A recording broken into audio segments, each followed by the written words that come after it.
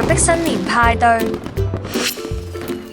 食人族酋長打算開新年派對，等啲族人可以食餐好西去迎接新嘅一年，所以就吩咐手下去捉幾個達官貴人返嚟烹調。手下就覺得奇怪咁問：點解一定要達官貴人啊？酋長就皺埋眉頭咁答：呢幾年啲老百姓太苦啦。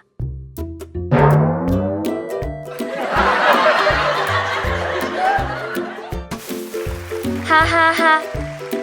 新一年希望大家都開開心心啦〜